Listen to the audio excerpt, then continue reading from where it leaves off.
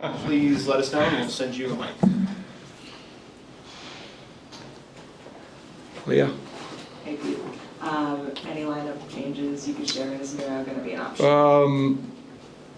No, Miro's out. Game time decision back, Bork. That would be the only change.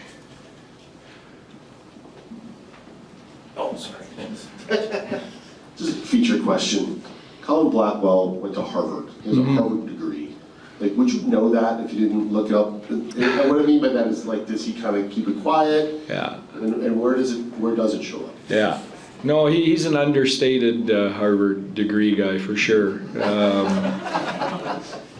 But, you know, when you get in a conversation with him, you know, you can tell, you know, he's an intelligent guy, you know, speaks on all kinds of topics, you know, politics, outside of sports.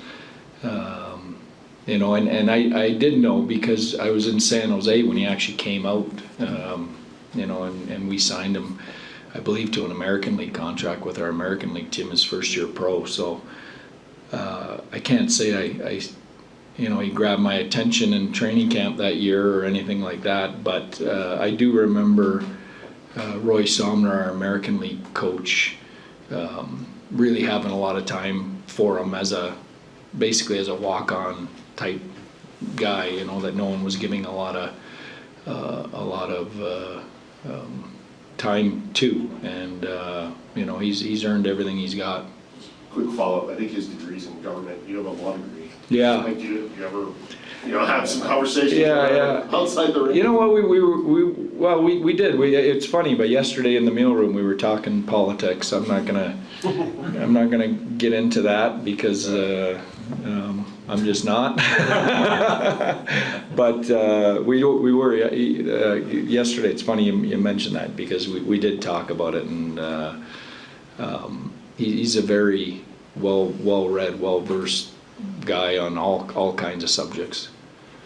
I asked Jared this too, and you look around the playoffs, 11 goals in Edmonton last night, a pile of goals in Montreal, and then you look at this series and it feels like Game 7, they sound like a final for every inch of ice. What do you think that is? You know what? I don't know. It's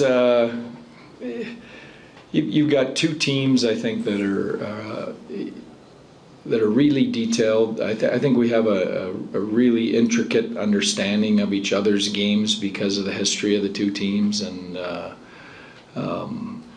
you know, there's not a lot of room out there.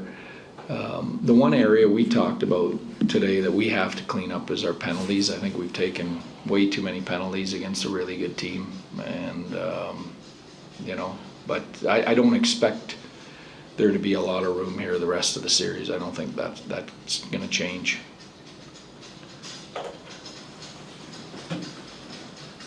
With the development of Maverick, how has that gone? He was the MVP in the AHL, and now he's got to adapt to being maybe, you know, a guy who does things in 10 to 12 minutes a game. What have you seen from him, and what do you expect from him if he gets in? You know what? He's had a good year. I think he came in, he had a slow start. I'm trying to remember now. I believe he had some injuries in training camp, came out of the gate slow, worked his way up. I thought by Christmas he hit his stride. He started to play some really good hockey for us. And now he's in a situation where, you know, we trust him. I have no hesitation in putting him in the lineup. He can play multiple positions. He can help you on the PK. He can play up and down the lineup because of his skill. So, you know, he's just in a depth situation with a lot of other players that, you know, we're making tough decisions on every night on where they go in. And, you know, I think if someone's less than 100%, then, you know, we've got enough of those type of guys that would probably go to the next guy on the list, and that would be him tonight if Back's not available. You just mentioned those tough decisions. The fourth line, you got into a pretty consistent rotation throughout the season. It seemed like anyone who went in, we got a great performance from that line. Yeah. How vital is that to get that from that fourth line? Yeah. Well, it's everything in the playoffs, your depth and your depth scoring. But the other key part of that is those guys play huge roles on our special teams, on our penalty killing. And, you know, the penalty killing has been a big part of this series so far. It's something, like I said, we have to fix and stay out of the box. But, you know, I think the heavy lifting those guys do in those situations, you know, and where we're not loading up our best players with big minutes because those guys can do that job and they're trusted to do that job is critical. And then what do you see as the biggest shift as games go on and a series gets deeper? Well, I think there's adjustments made on both ends, on both sides. You know, I think when you're winning, you want to make sure you continue to do the things that are resulting in your winning. When you're losing, you know, you're pushing buttons, you're trying to fix things, you're trying to challenge guys to find another level. You know, and that's a back and forth an entire series. So, you know, listen, we know this. I don't think anyone predicted this is going to be a short series. So I think when you know you settle in for that ride, you know, when you get two teams like this, and you know it might take overtime Game 7 to decide this.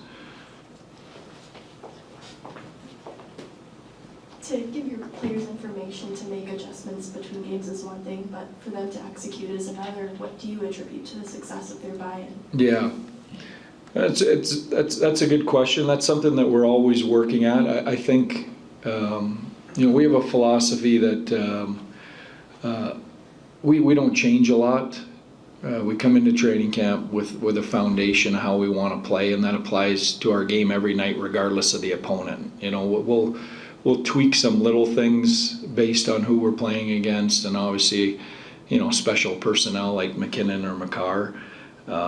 But I think when you're hitting on those foundation pieces every day, all year, you know, you hope it gets ingrained by time it comes around to playoff time. And, you know, I think, you know, I feel it is. I'm sure they're tired of hearing me talk about those parts of the game, but, you know, that's how we approach it.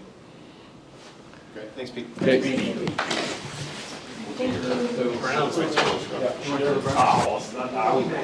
On the road, especially in this altitude and everything, does it help get the legs back? I don't really know. Until you get out there on the ice? Yeah, I guess we'll see tonight. I don't know what the science would be behind it exactly, but yeah, I mean, it is nice to get a day to just kind of rest and relax and reset and had a good practice day and ready to go again. You guys have been going hard for the last 3 weeks at the end of the season. So do you get that chance to breathe a little bit? Yeah. I mean, didn't really get much of a break after the regular season, so it is nice to get another day to rest and recover and just get come back at it fresh tonight.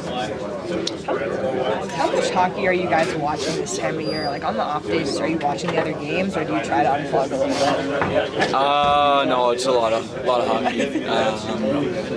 I mean it's hard not to watch. You definitely you want to get your mind away from it a little bit if you can, but it's kind of impossible not to watch when there's some awesome games being played. And we love the sport, we love hockey, and I think pretty much everyone was probably watching a lot of those games last night. I know we had one at dinner, and just playoffs best time. It's fun to watch other games. What's the biggest shift you see as the series ramps up from games 1 to 4 up to 4? What's the biggest shift in the game style?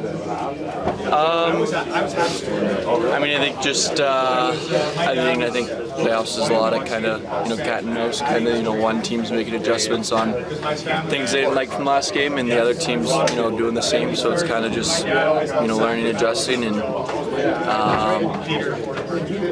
I think just as the series goes on, you learn where you can be successful and where you need to be really smart and where you need to be good to stop where they're being successful. So I mean, at the same time, there's not I wouldn't say a huge difference in terms of it's the same teams playing, same players, but there's definitely adjustments that are made throughout the series to, I guess, change it a little bit.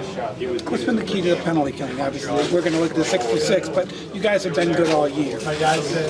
Yeah, I mean, I think good structure. I think Naz has done an amazing job of having that structure and that system that we play and that we stick to. And I think at the end of the day, it comes down to guys making key plays like this with that block shot to save a goal at the end. Jakey making big saves, and then just kind of everyone doing their part to help chip in.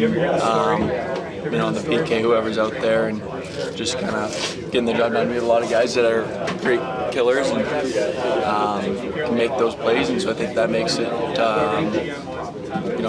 makes our kill great that we have so many guys that can do it. What have you learned about Esta in your time here? Obviously, he plays almost all of the penalty kill, more than anybody in the league.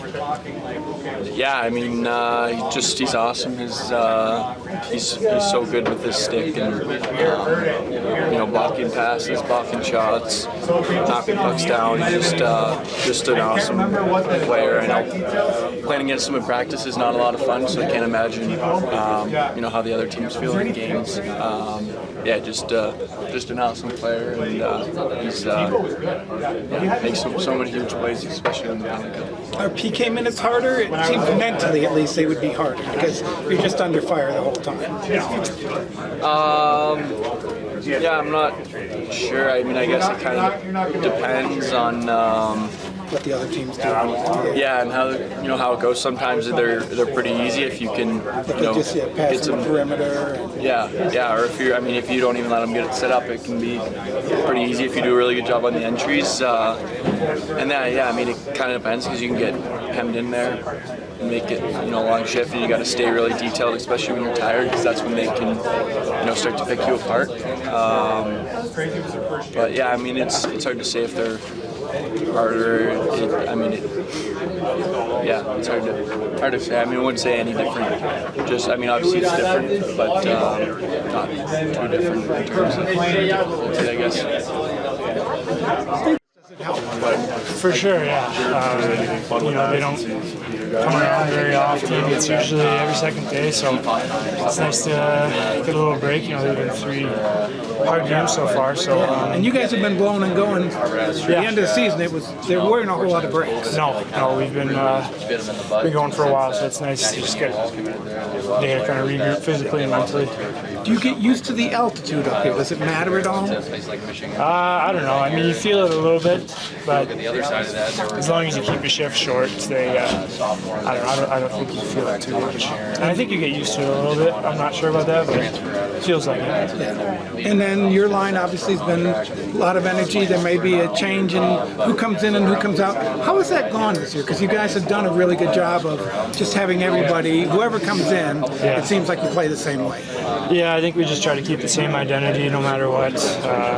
For the most part, it's been us 4 guys. And, I think we're all committed to playing the right way. And so whoever's in, it doesn't matter too much, but we'll try to play the same way. Pete talked about how you guys, as a penalty killing team, have adjusted to Radek going out or Tanev going out, whoever. What has been the key for you guys this year in killing penalties so well, and obviously last game going 6 for 6? Yeah, I think it's just our commitment to our structure. Naz does a great job with pre-scouts and fixing little details, whether they're mid-game or pre-game. That, and I think it's just a really committed group. It doesn't hurt when you got a guy like us in the back there too. And the goalies made some huge saves. And the forward groups, I think, have done a good.